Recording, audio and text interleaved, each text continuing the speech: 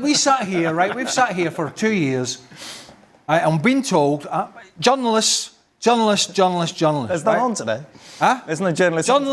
Journalists. Tell you, right? Just don't listen. Well, Arteta likes to play a different way. He loves to press, and Kai Havertz loves to press this and press that and press the next thing. And we're saying, every top team pretty much is looking for somebody, no matter whether they press, no matter whether they have 70% possession, no matter whether they play long balls, whatever it is, wide players, 3 up front, they're looking for somebody to score damn goals. Right. Every team. And is he the answer? Barcelona, Real Madrid. Is he going to get goals for Arsenal? Well, is he going to close the gap on Liverpool? Is he going to be responsible for doing that? Well, if he doesn't, Mikel Arteta's in a whole world of pain, isn't he? A whole world of pain. Do you think so? Oh, how long's a piece of string? We had this discussion actually with Julian 10 days ago or whatever it was. If he doesn't win anything this year, is he sacked? And I'm not sure he is, because it depends on. There's losing, and then there's how you lose. So, for example, if he goes all the way to the last game of the season, and it's the last kick of the ball, and you lose the league or the Champions League, you're not going to get sacked. But if you're sitting third or fourth in the league, and Liverpool or City or whoever it is has won the league by March or April, and you've spent another couple $100 million, you're in big trouble. Yeah. So he's going to need, if he signs that, he's going to need this guy to score the goals. Make no mistake about it. He wanted, when we talk about Arteta and he said, I don't need a centre forward, it's because he hasn't got one. Because when they bought Jesus, the best that Arsenal played in the last 2 or 3 years was when Jesus was playing through the middle. And he played brilliantly for half a season. And they were saying what a great signing it is, and they were winning everything. They were top of the table by quite some way. It was the year when Man City caught them up eventually. It was when he got injured and then didn't come back and play quite so well, and they couldn't find anybody to fit that role. Suddenly, I don't really need a centre-forward. We can play in different ways. Yeah. He wanted a centre-forward all along. He's just... Well, this is an Arsenal team. Let's not forget who went for Ollie Watkins on the last day. Yeah. Well, if you're Liverpool, you must feel a bit left out. Because they're going for Chelsea players, they're going for City players, and none of them really have worked. He brought in Zinchenko, because I think he knew him from when he was coaching there. He brought in Gabriel Jesus, who at the time I thought, needs maybe to get away from City, but it hasn't worked. We've talked about all the Chelsea players that he's brought in, so he does seem to be very narrow in terms of where he's been bringing these players in from. But make no bones about it, if he gets all these sort of ducks in a row here with the signings, and they get it done nice and early, and they can go and have a full pre-season, there is not going to be any excuses. And I don't expect there to be, because this Arsenal squad, whether it's when Madueke comes in, and Gyokeres eventually I think will come in, Zubimendi, the other bits and pieces around it, it does look on the face of it a squad of players that will challenge Liverpool for sure. Regardless of the squad, them signing Gyokeres absolutely 100% puts them in the title race. Right. Because look at the amount of games they drew last year. And if you've got a guy who's a bona fide centre forward who can get goals if he's set up, who will take chances, will get opportunities from the rest of the team around him, but who can also create something for himself from nothing, that's 100% the biggest thing they were missing. Somebody, just somebody who knows what they're doing in the penalty area, knows where the goal is, doesn't have to get his head up, just instinctively knows where it is. This is going to make a huge difference to this team.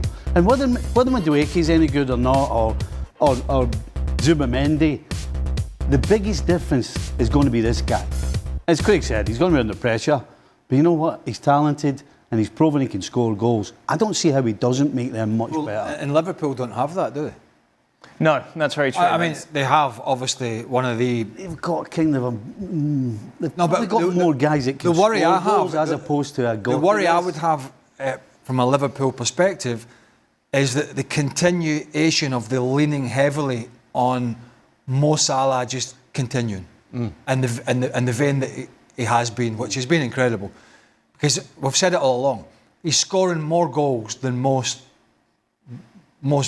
decent or good number 9s. He's scoring more than most other number 9s in the Premier League, and dare I say it, around Europe. And I know he signed this new contract, and all the Saudi Arabia stuff has gone away. But he's what, 30, I think he's 32 or thereabouts, 32, 33. It's difficult to keep asking somebody to score 30 goals from the wide position. And what's his main attribute?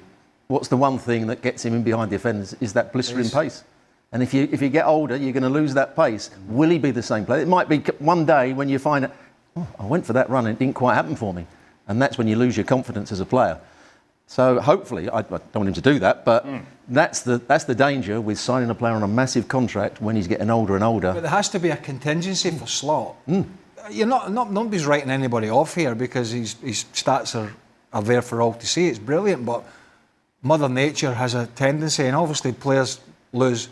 Messi and Ronaldo apart in our generation, they've been the only two that have churned out a decade plus of numbers that are off the stratosphere.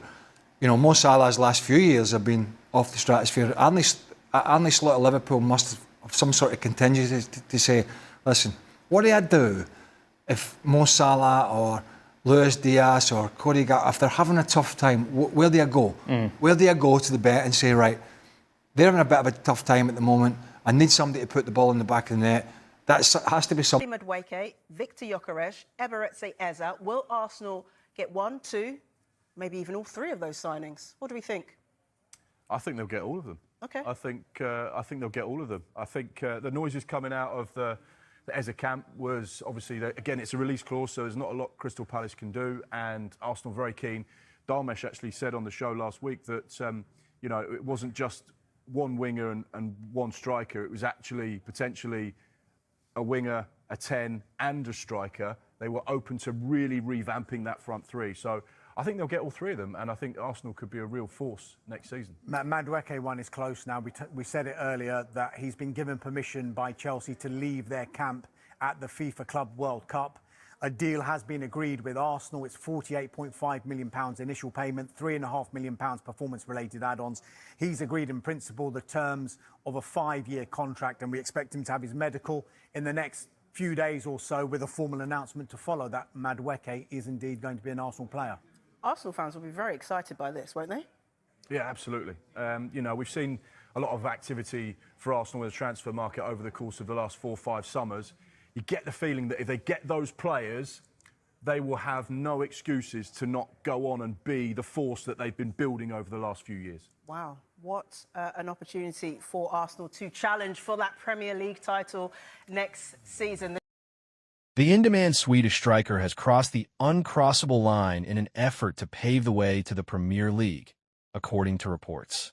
It's the transfer saga of the summer, and Victor Gyokeres has apparently chosen to burn his last bridge with Sporting CP in an attempt to bring it to a conclusion. Arsenal are in a market for a top-level striker, and Gyokeres is understood to be preferred over RB Leipzig's Benjamin Sesko.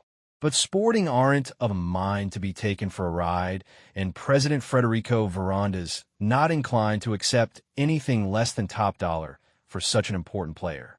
The Gunners appear to have seen off the competition of former Sporting head coach Ruben Amorim and Manchester United, but must now wait and see whether Sporting's resolve weakens.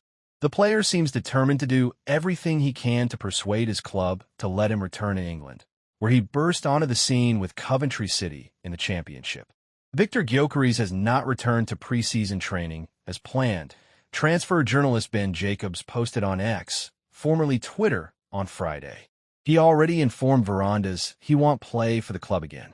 Jacobs reports that the proposed deal is advanced, with Sporting holding out for $70 million plus add-ons, and Arsenal seemingly waiting in the wings for Gyokeres to drive the initial price down by digging his heels in.